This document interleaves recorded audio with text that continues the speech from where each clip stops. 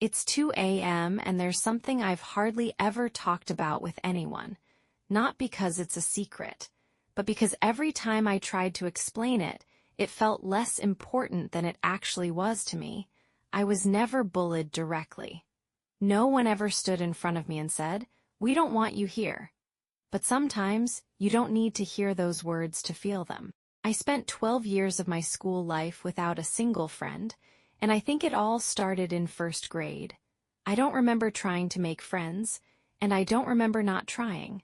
All I remember is being alone. During class, I focused on my studies. Not because I loved school that much, but because I had nothing else to do. And during recess, I sat by myself. Sometimes I stayed inside the classroom.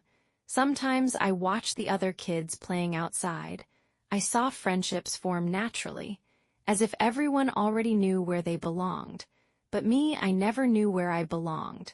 Sometimes I'd walk over to the kids playing and ask if I could join. At first, they'd say yes. But when it came time to pick teams, the spots were already filled. Every time. There seemed to be room for almost everyone. Except me, so I'd sit off to the side and wait. Maybe someone would leave. Maybe I'd get to play in the next round. But the next round usually never came. And the years passed. By third grade, I thought I'd finally found a friend. She was a girl who sat in front of me. She talked to me during class. And because almost nobody talked to me, I talked to her a lot. Probably more than I should have. One day, we were talking during a lesson. Then the teacher started calling students to the board, one by one, until only a few of us were left sitting in our seats. I was one of them. Then the teacher punished us. I don't remember the punishment itself. What I remember is something else. After that day, I spoke less, because I realized something important.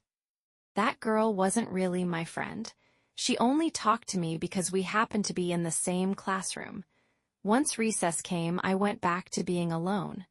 Around that time, my parents always told me the problem was me, that I needed to improve the way I talked to people. They compared me to my younger sister. She made friends easily. I didn't. So the conclusion seemed obvious to everyone. There must have been something wrong with me. One day, I went back to the classroom to grab something I'd forgotten. When I walked in, all the students were there with the music teacher. They were rehearsing for a school performance, so I asked if I could join. I don't remember wanting to act. I just wanted to be part of something. Anything. When the teacher said there were no roles left, I told her I could be a tree in the background. I was serious. I didn't want an important role. I just wanted a place. But even that place was already taken. Then she asked me to leave. Before I walked out, I asked if I could at least watch the performance. She said yes. But on the day of the show, they wouldn't let me in.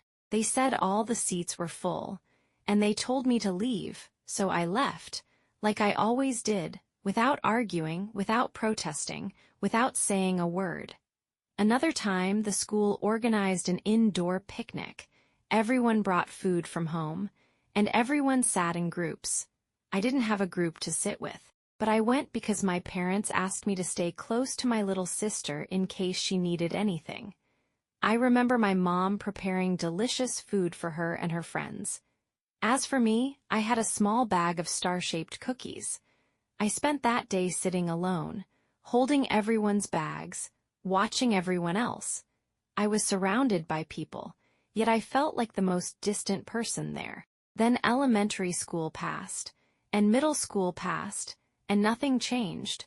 One day, my sister wanted to go to a friend's birthday party. My parents said no. She got upset, and that's when they told her, "Look at your sister. She doesn't even have friends. She never goes to birthday parties, and she doesn't complain." I remember that moment clearly, because I didn't know what to say. They thought I never complained because it didn't hurt, but the truth was I never knew how to explain that kind of pain to anyone. Then high school came. A new school, new faces, a new chance. For the first time, I felt like things might finally be different. I met a girl, and we talked a lot. I thought I'd finally found a friend. One day, I brought some candy to share with her. She refused it. Then she left. And maybe that sounds like a very small thing, but to me, it was the last attempt, the last time I waited for something to change. After that, I stopped trying, not because I hated people, but because I was tired of wondering if the problem was me, and tired of trying to prove that I deserved a place among everyone else. And when I finally graduated, I realized something strange. I had spent 12 entire years without a single friend, and I still don't know whether I lost something or not, but I do know one thing: I tried. Maybe I didn't succeed, but I tried. And that's why I don't feel regret. Because some things in life are beyond our control. All we can do is give what we can, and keep moving forward. 12 years of loneliness. And sometimes, I still wonder what my life would have looked like if just one person had chosen me. If you're still here, thank you for listening. Maybe you understand this story. Maybe you've lived something like it too. Either way, you're not alone in that feeling. If you want, you can leave your thoughts in the comments.